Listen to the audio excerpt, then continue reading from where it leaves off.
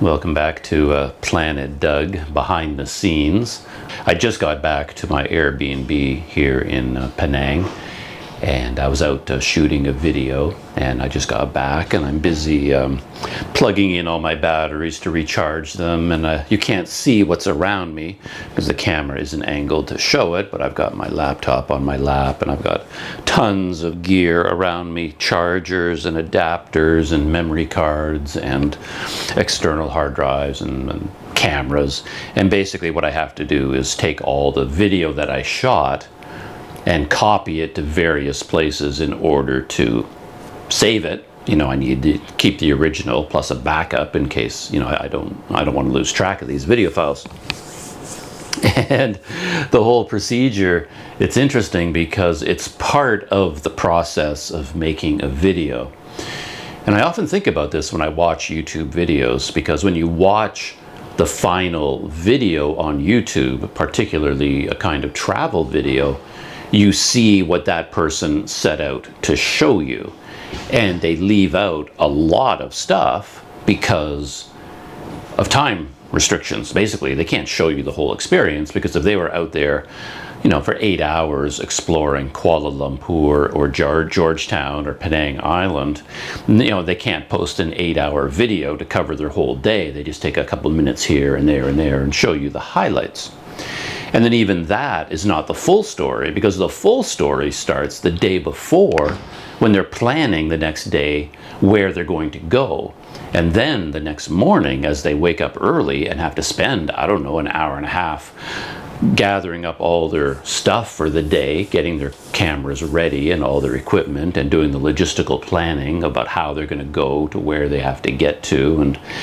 And that's all part of the story as well. So the actual travel video you see on YouTube is a very tiny part of the overall story. And I'm interested in the whole story from beginning to end, which is where I often run into trouble, because I'm more of a journal keeper than a videographer. And now that I just went out into Georgetown and shot a video, which I will post on Planet Doug on YouTube, to me that's only one small part of the story, and in a way it's the least interesting part. I'm more interested in the behind the scenes story. Maybe this will make more sense as I start to talk about this. Because my goal for today was to go to a place called the Street of Harmony here in Georgetown on Penang. That's not the official name of the street, but it's kind of a tourist name, the Street of Harmony or Harmony Street.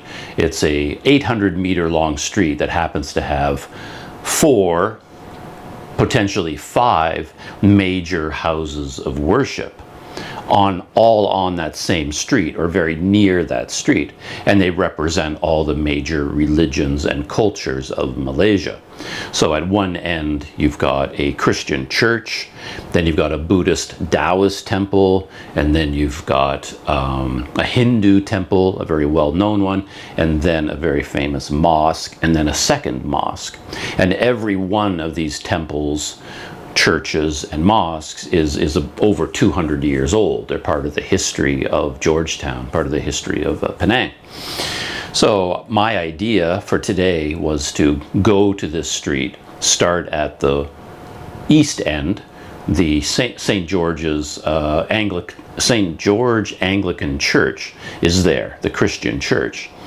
And I was going to begin filming there, and then I was going to walk the length of the street and stop off at the Buddhist Taoist temple, and then at the Hindu temple, and then at the 2 mosques. And that was going to be the video. So last night I was doing a bunch of reading about the street and about all the different churches and getting the history of them. And I eventually decided not really to focus on the history of these temples and mosques and churches, because they all basically told the same story. You know, early Chinese settlers came to Penang and they built this temple back in the 1800s. You know, European settlers came to Penang. They built St. George Church. You know, the Hindu temple, same story. You know, early Indian settlers, and they built a Hindu temple, and now we have the Islamic mosques. You know, I could dive into the minutia of every temple, church, or mosque, but that wasn't very interesting, I guess. It would just get too detailed. So I didn't worry too much about the history of each individual temple. I was mainly going to walk along the street, talk a little bit, and show visually what each of these places was like. So that is the beginning of this story. And then I had to think about how I was going to film it. And these days I'm quite interested in 360 video. So my main camera for this trip was going to be my Insta360 One X3. I got that camera already. I think it's here. Yeah, charging up again. There's my Insta360 One X3. It's actually, this battery is fully charged. So I'm going to remove it and put in the new battery and charge it up. Because I have two batteries and the other one is dead. Yeah, this is all kind of behind the scenes stuff. You know, this is me charging batteries. This happens all the time, every day, several times a day sometimes. There we go. The red light is on, charging. I don't have a charger for these batteries, so I don't have a base that I can put them in. I have to charge them inside the camera, so I can only charge them one battery at a time. But that's okay. This is a very compact little camera. Very efficient, easy to work with. I've got two batteries, they click into place. I charge one, when that one's done, pop it out, put the new one in, charge it, and I'm done. And these batteries come in a very nice case. My system is, if the battery is inside a case of any kind, that means it's charged. That's my rule. So now I know, because the battery's inside the case, it's fully charged. If it's outside the case and is loose in my camera bag, then I know it needs to be charged up. So that's my system for dealing with batteries. So I was going to mainly film with a 360 camera.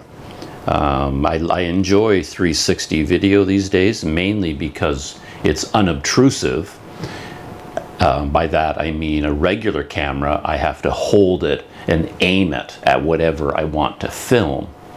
And that's quite a bit more obtrusive than a 360 camera, which you just basically wave around in the air. You can just hold it anywhere and you don't actually have to point it in any particular direction, which I really like. Plus, it's capturing everything all the time, so it captures unplanned moments.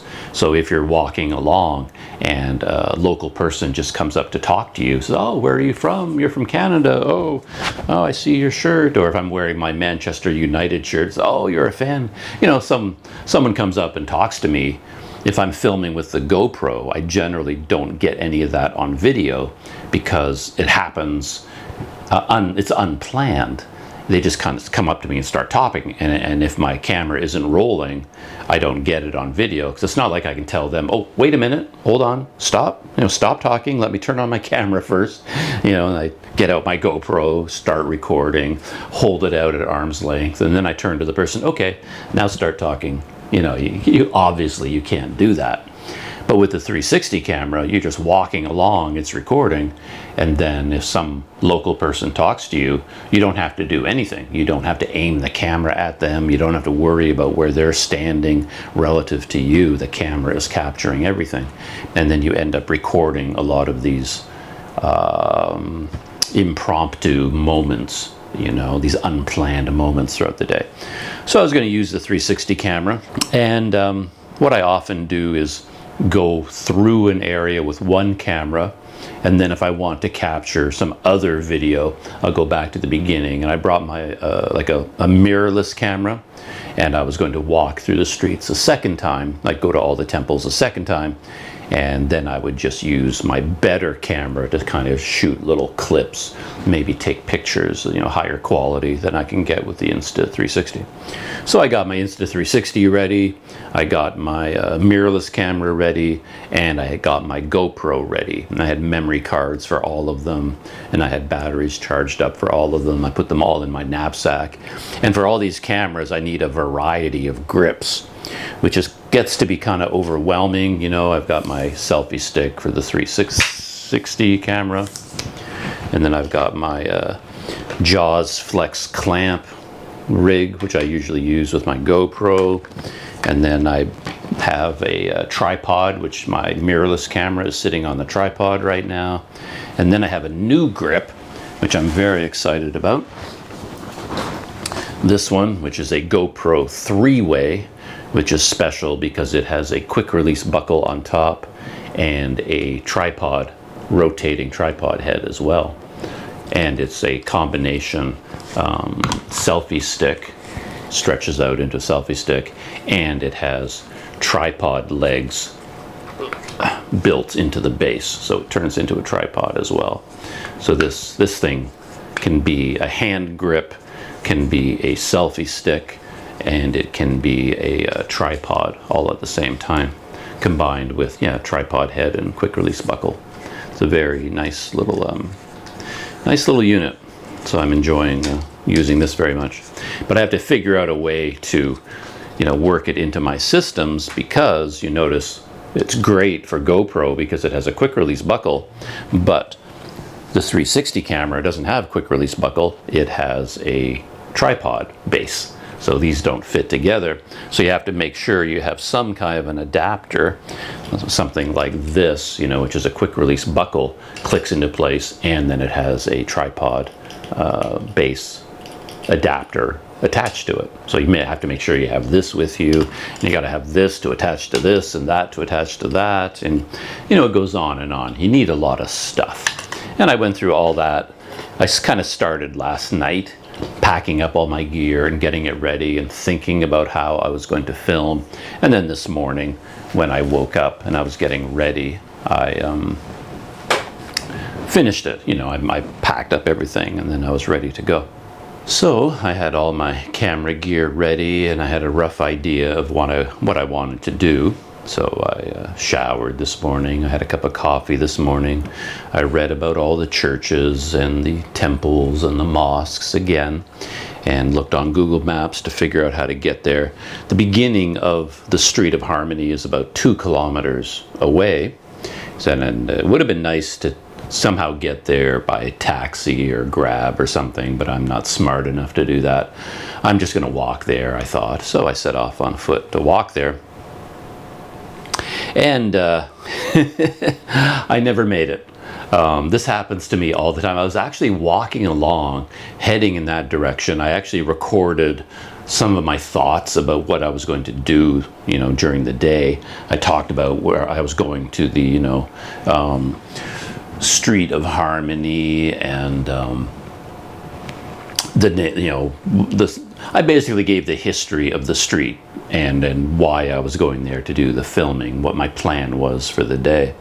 And then I put the camera away, and then I was going to walk the 2 kilometers to get there. But what often happens to me is I get distracted along the way. And that's what happened this time.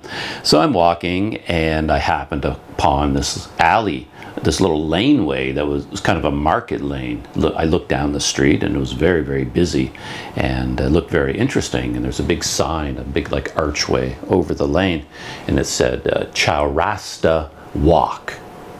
And I'd actually seen this before. I'd also gone walking that way on previous outings into Georgetown, and that little laneway caught my eye each time, and I thought, oh, Chowrasta Walk. Why don't I walk through this lane on my way to Harmony Street? And that will give some visual interest to the video. So I decided to do that. But then, even before I went into the laneway, I came across a stall that was selling nuts. Where are they? Oh, they're actually over there. Let me let me grab them, because I still have some left over.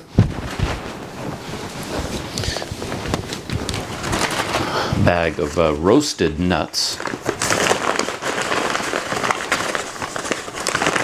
I don't know what they're called. Can't even get them out of the bag. But there's some roasted nuts. And there was a man roasting these on a stall, like a market stall on wheels, that they can push around. And he was selling these roasted nuts. And I thought, snack time. Let me try some of these. So he had a sign there saying, I think it was 5 ringgit for 100 grams, so much for 200 grams, 500 grams, etc. I didn't want a lot of these, so I got the minimum amount, 100 grams. I had the 360 camera running as I was there, and since I'm in Malaysia, a lot of people speak English, so I'm much more willing to ask people questions because I can assume they speak a little bit of English. So I asked him, what are these called? And I kind of wanted the man to engage with me and talk with me a little bit, but his English actually wasn't that great. He was just there to sell nuts. He wasn't there to entertain tourists with their cameras. But yeah, he told me something about them, I can't remember what, and I asked him how you eat them, because I didn't know. I didn't even know what they were. I didn't even know for sure they were nuts. They had to be, but what do I know? I'd never seen them before. And I said, well, how do I eat these? Is there anything special I need to know? And he just said, well, you open them and you eat them. And I said, like with my hand? Like, because I hadn't touched them yet. I didn't even know what they felt like. And I thought maybe you had to bring them home and smash them open with a hammer, or you needed like nut crackers, for cracking open walnuts or something. And I didn't know. But he says, no, you can just pop them open with your hand. So I got a bag of 100 grams. They were still warm. He kept them warm in this metal tray after they come out of the roasting pan. And then I ran into the problem that I always run into in these markets. As on the video, I talked about it, that I often think I should bring my own chair to the markets because there's no place to sit. I mean, I'd love to be able to bring my own stool and little folding table. That would be amazing. Just add it to my backpack, just sort of strap them onto the back.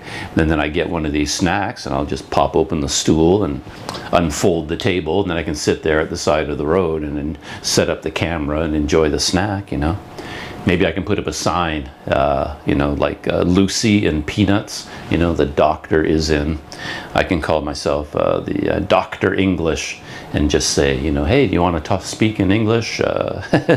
Come talk to the foreigner. I can just sit at my own little market stall. I can set it up and have my snacks and talk to people.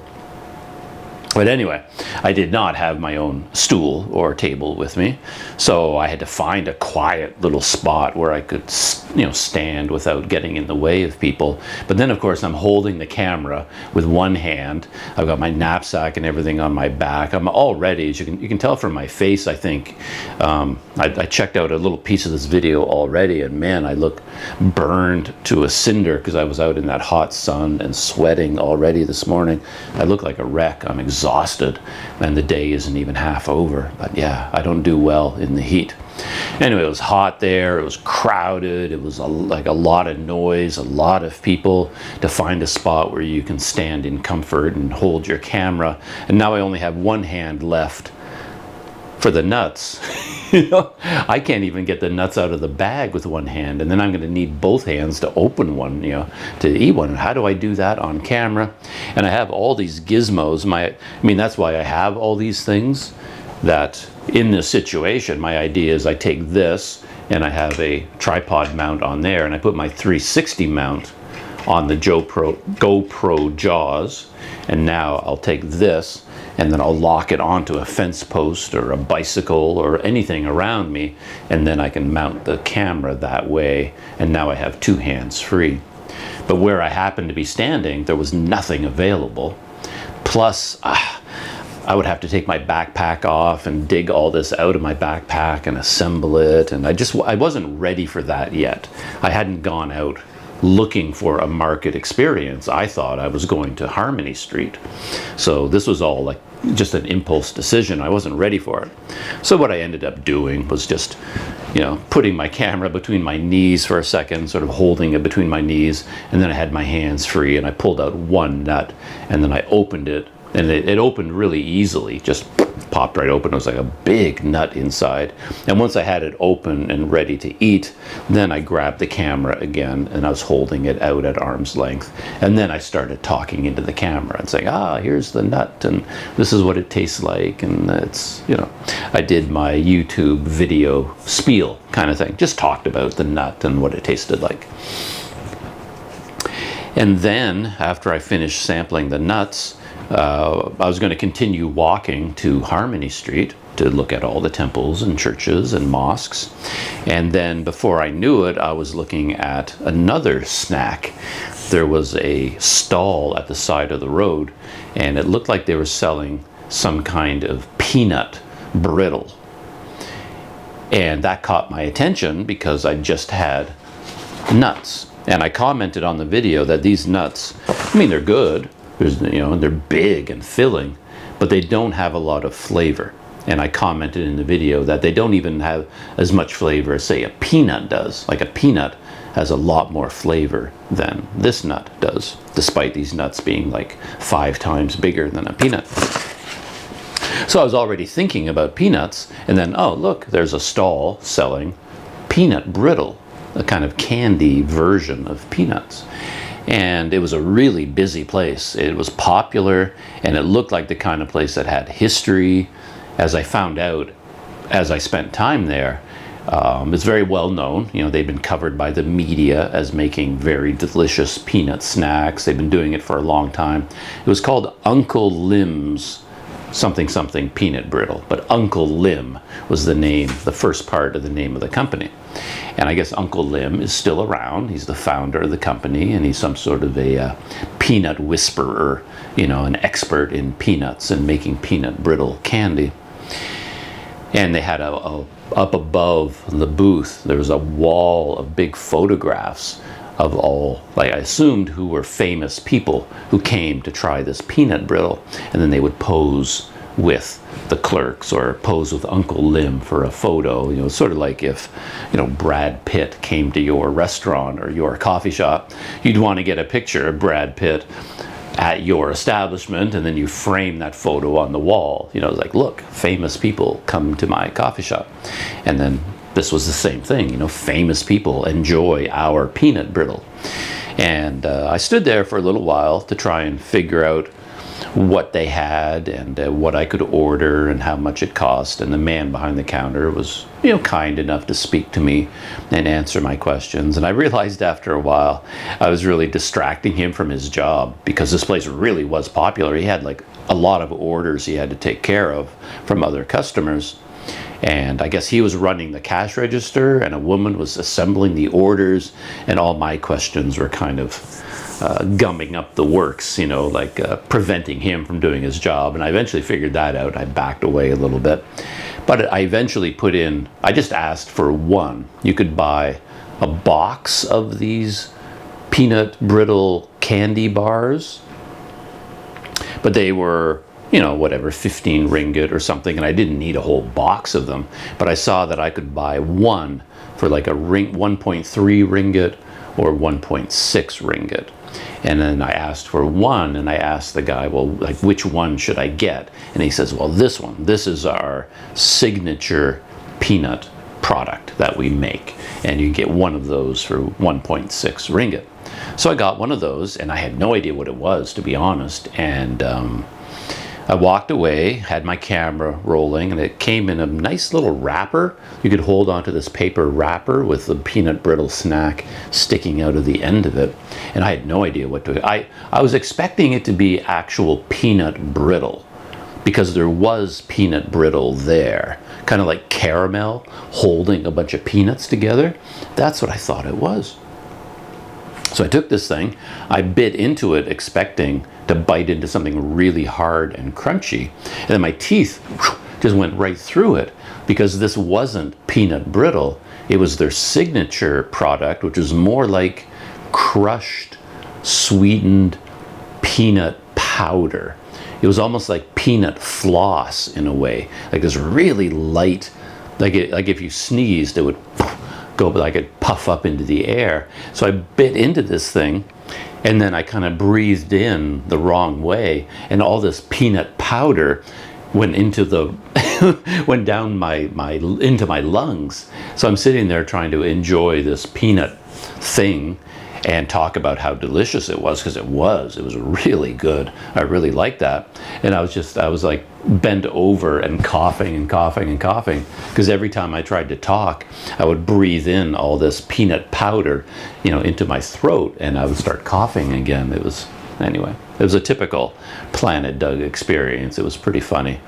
Feels like only in my world do you try to have a delicious peanut snack and you end up bent over coughing. And I think the people around, a lot of people were watching me hold on. People are really interested in the 360 camera. People now are kind of aware of them, and they could see it on the end of my pole. And I noticed a lot of people were like, oh, look at that. Well, what is that? What is that camera? And they were watching me do this video segment, and they must have been thinking, boy, that foreigner, because I was biting into this local traditional snack, but instead of going, so delicious, I was like biting and then coughing for like 5 minutes. But it wasn't because it tasted terrible. Like normally when you cough, it's because you don't like whatever it is you're eating. But this I loved. It was really delicious. It just went down the wrong way. And no matter how much I coughed, I just could not get it out of my throat. Just like coughing and coughing, and I kept eating it and coughing more, getting redder and redder in the face and getting hot and sweaty. And that was snack number 2.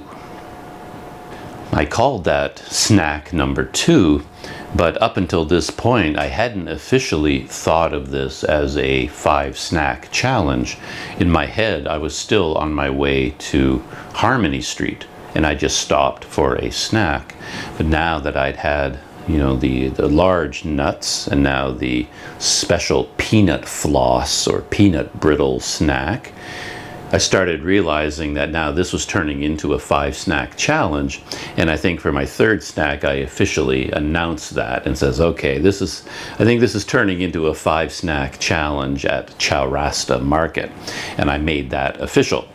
And when I got to the next spot that caught my eye, I think it was a drinks stall, because after nearly choking to death on all this peanut powder, peanut floss, then I needed something to drink, to clear my system.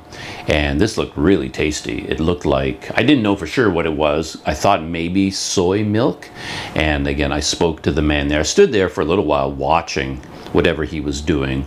I love watching these people that sell food and drinks, because they have all these practiced movements. So for example, there's a man in the background at the peanut brittle shop, and he was making the spring roll wraps that go around the peanut brittle, and he was doing that on a series of 3 platters, hot frying pans basically. And he had a big handful of dough, special dough that they make, and then he just kind of like flings it around in the air. He can do all kinds of things with it, and then he plops it down on the frying pan and then quickly moves it in a circle very lightly, and then lifts it up and leaves behind just a thin film of dough, just the perfect amount.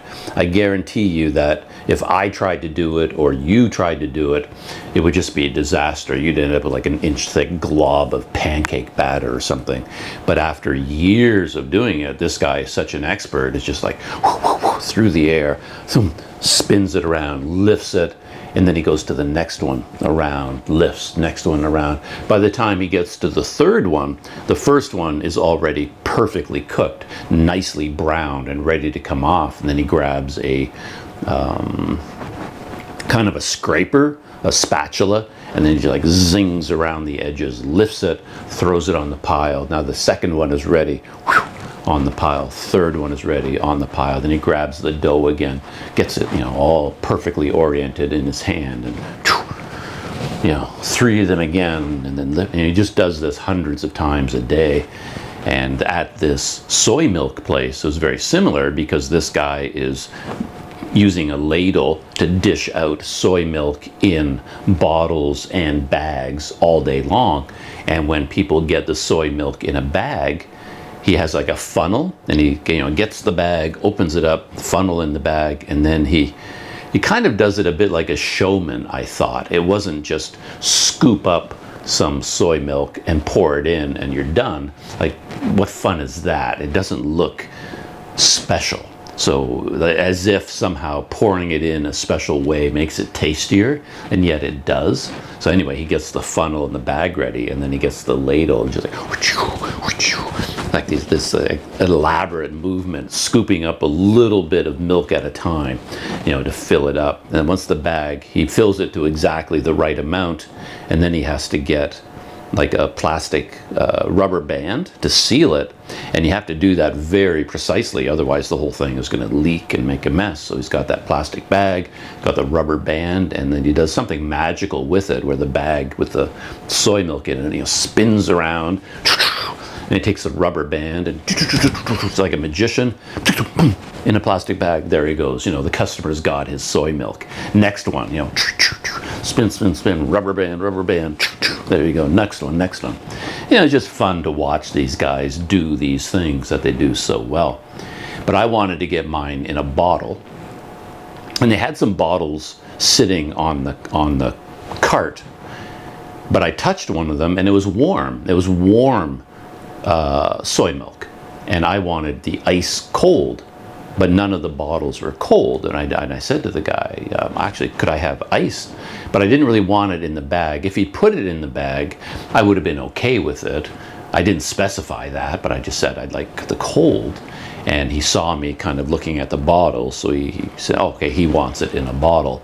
And then they got the funnel, and he got a bottle, and then he poured iced, you know, soy milk into the bottle for me. And I think that was three ringgit, I think, for the soy milk. Yeah, I think it was 3 ringgit. 1.6 for the peanut floss in the spring roll. And then I think I paid 2 ringgit for the 3 ringgit for the nuts, something like that. But then I had to find a place to drink the milk. And again, I mean, there's no place to sit. He didn't have any seating, no chairs, no tables, anything like that. And I just found a place where I could stand, and there was like another food stall that wasn't being used. It was all wrapped up in tarp and rope and everything, but it was sitting right there on wheels. And I just stopped beside it for a second. Then I put my bottle of soy milk on top of the cart, and then I thought, okay, I can use this as my table, and I can stand here as I taste it. But again, I couldn't open the bottle one-handed. I got the camera in one hand and the milk in the other. And it's like, okay, it's like, do I use my teeth, and how do I open this? And again, I had to put the camera between my legs and hold it there without it falling on the ground. And then I had 2 hands free, and I could take the lid off the bottle, and then I got it all ready. And then I held out the camera, and then I took up the drink, and then I could try it for the first time and talk about it on camera. And I didn't end up coughing like crazy. So it wasn't like the peanut brittle experience. Yeah, it was really good. Yeah, the soy milk was really good. I downed probably 2/3 of it in one go, and then I took the bottle and put it in the pocket of my knapsack to save the rest for later. That was snack number 3. Yeah, snack number 3.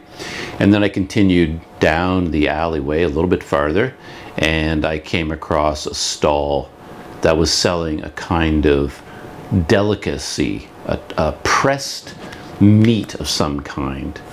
I've seen this before. To be honest, I think I've even had it before. It may even have been part of a 5-snack challenge from the past, but it was so long ago that it felt brand new to me, and it looked really, really good.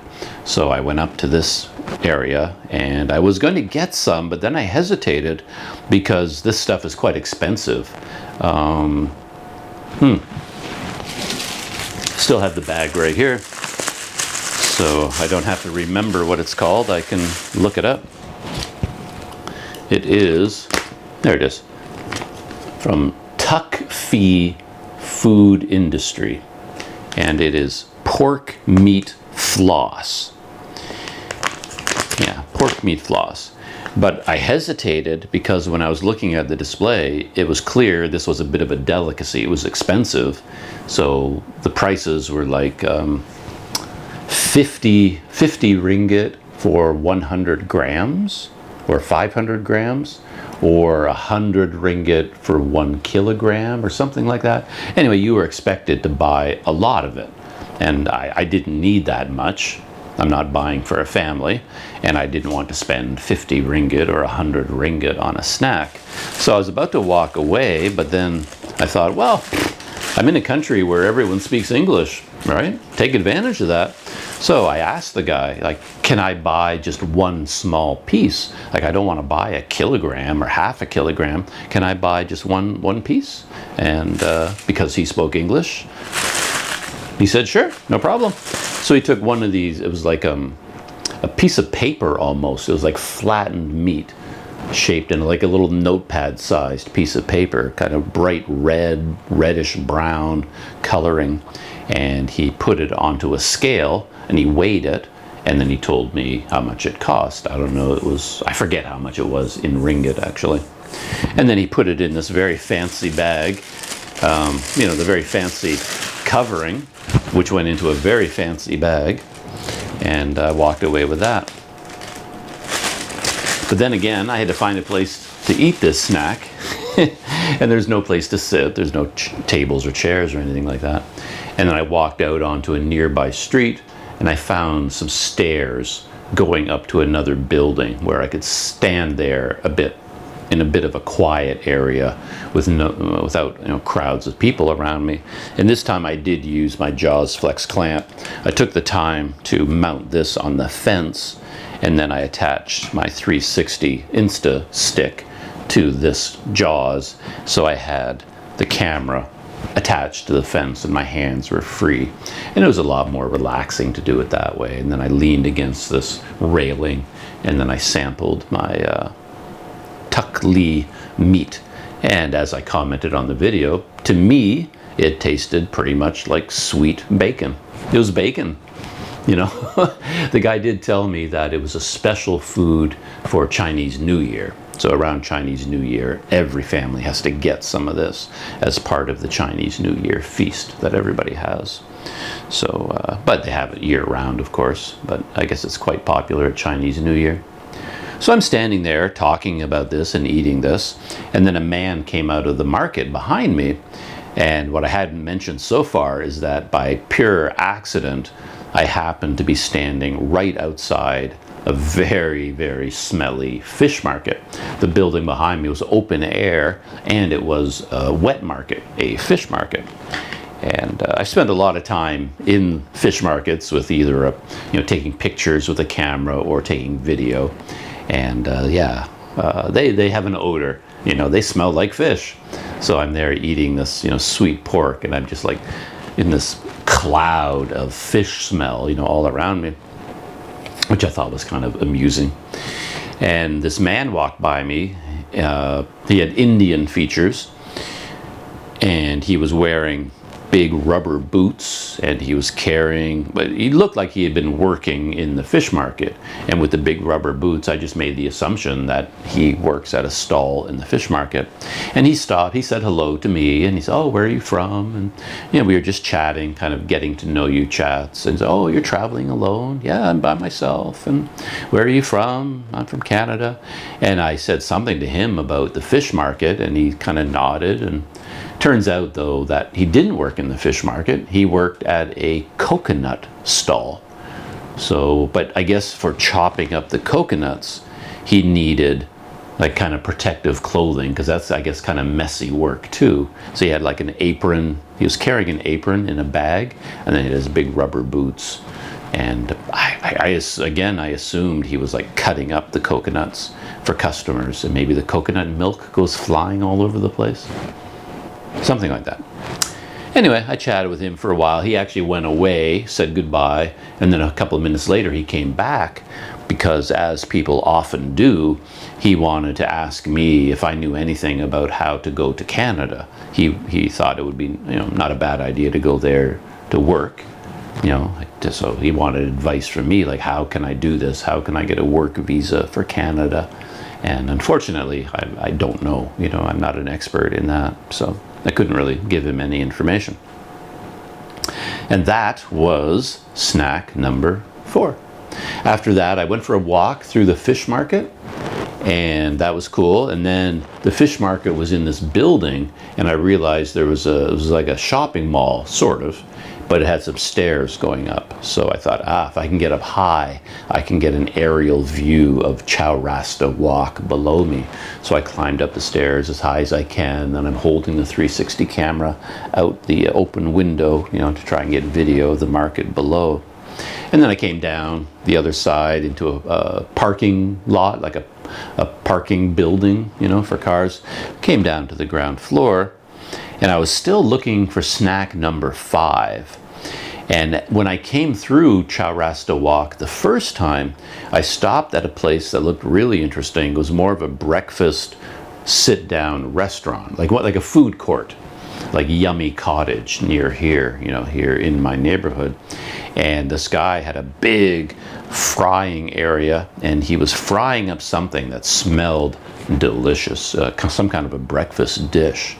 And I really wanted to try that. And that was going to be my snack number 4 or something like that.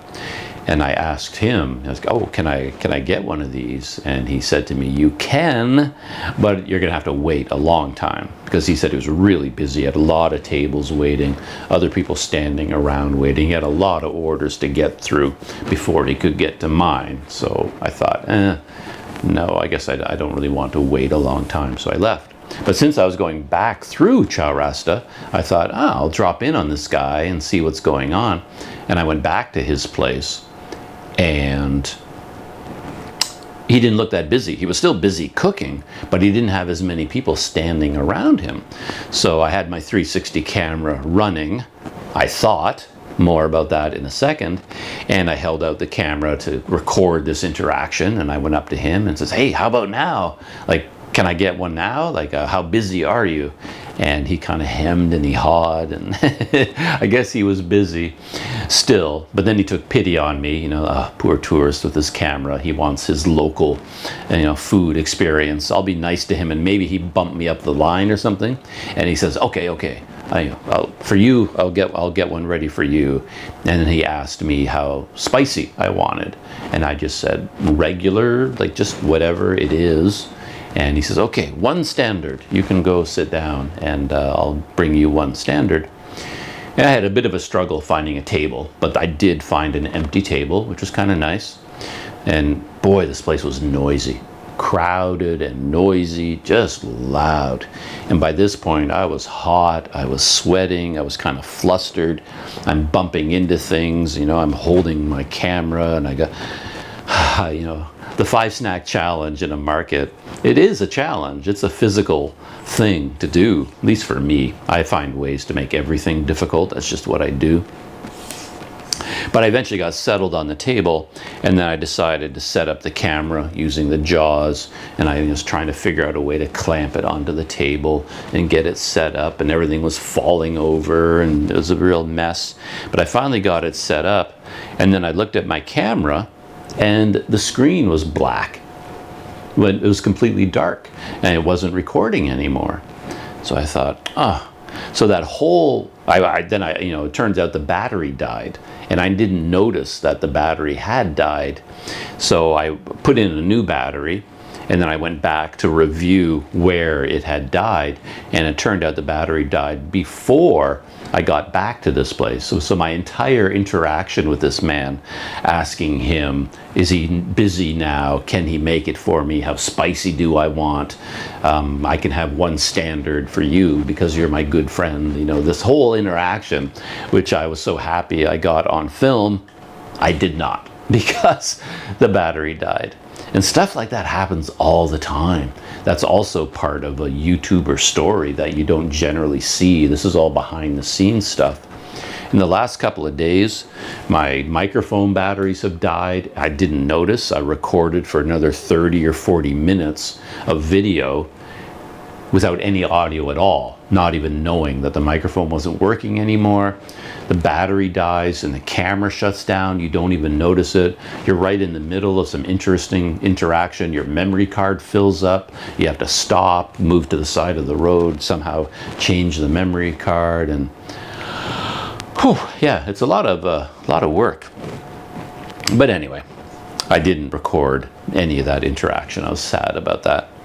Anyway, so I'm sitting at the table, and then I changed the battery, set up the camera, and I told the story about how the battery died, and I didn't get that on film. And I wasn't even sure, to be honest, that I was going to get any food. The whole environment there was so chaotic and loud.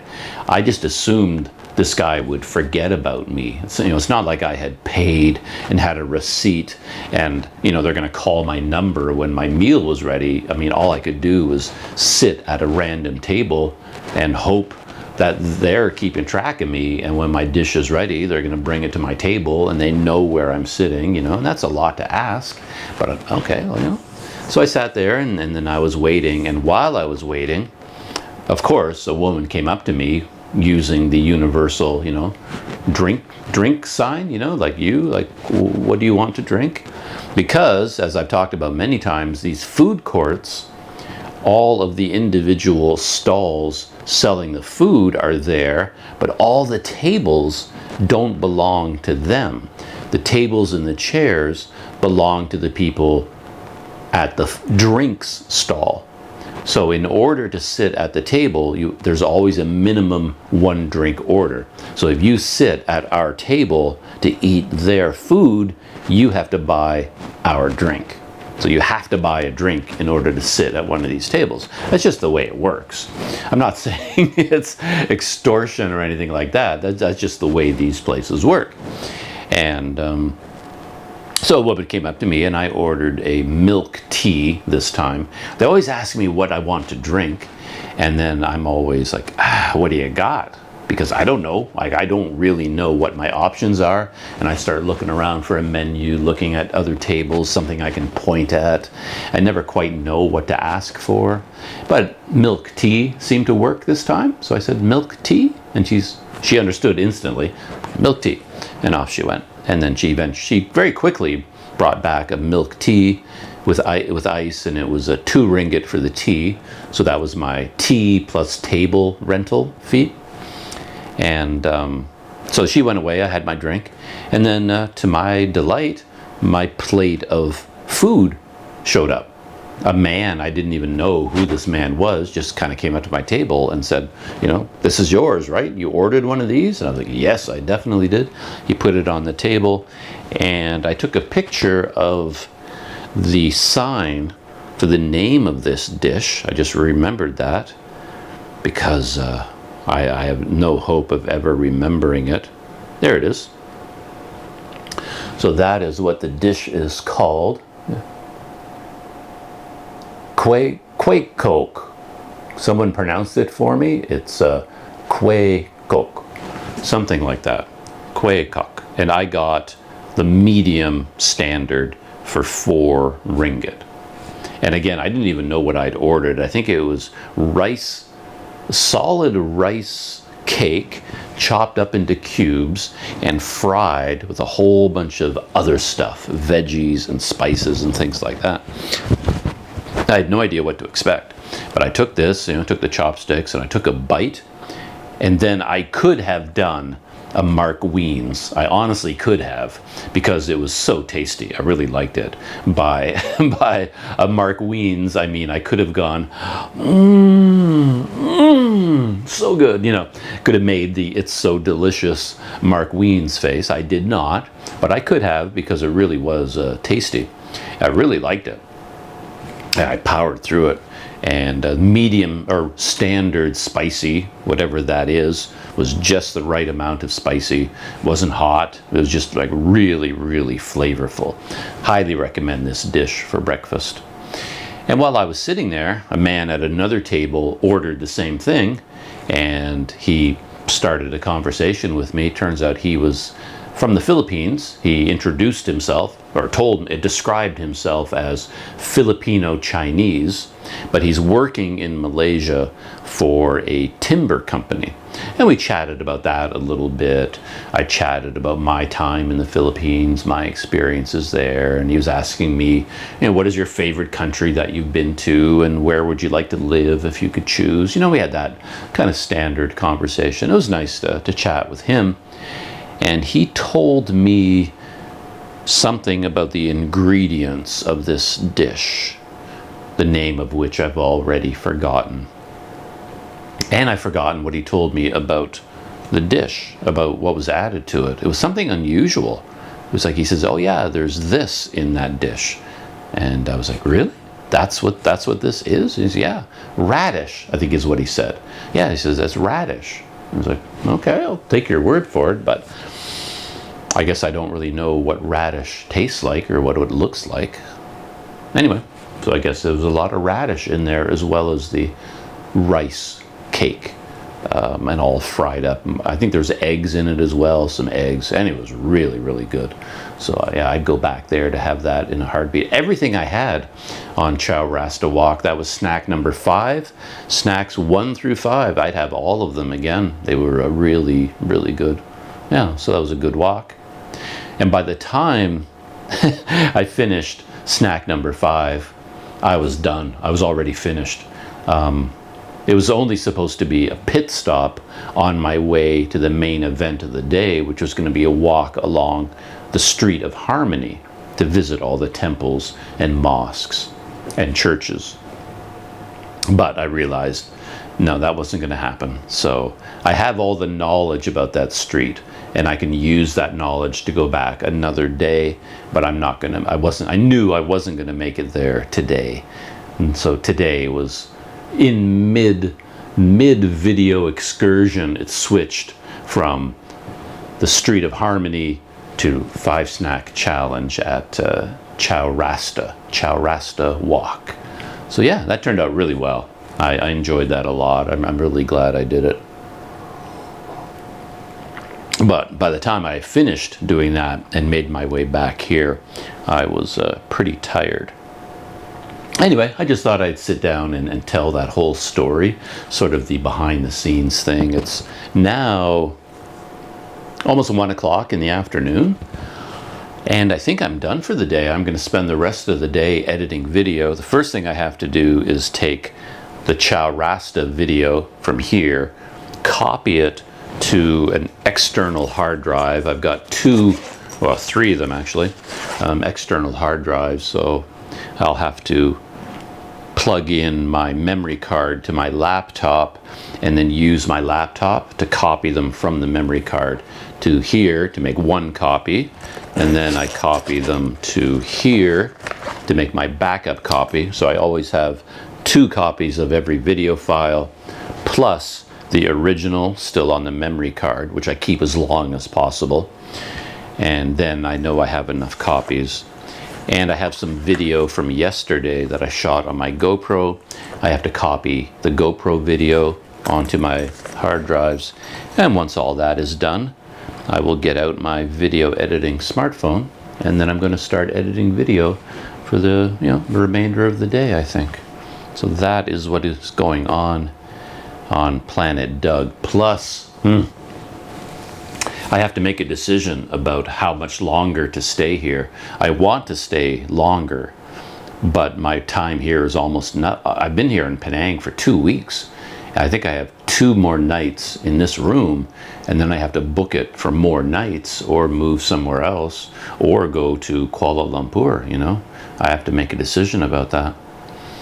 So, yeah, if I stay here another week, which makes the most sense because you get a huge discount if you pay by the week.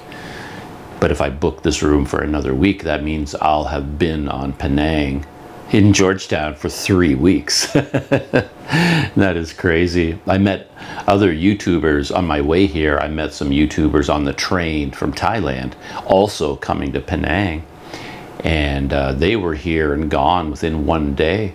And I've been following on YouTube all these other traveling YouTubers that are arriving in Malaysia. And a lot of them have gone through Penang. And I swear they all spent 1 day here, which is probably the more reasonable thing to do. 3 weeks is a long time to be anywhere. But yeah, it's what I like to do. So I may book this room for another week. I could easily stay here another week, except the place that I'm booking in Kuala Lumpur, they're kind of expecting me to show up soon, so I got to make arrangements with them as well. So that's it for a story time about the Chowrasta Walk 5 Snack Challenge video. those are all the behind the scenes stories to go along with that video, which is eventually going to show up on the main Planet Doug channel. All right, time to shut down and get busy. I've let my coffee go cold.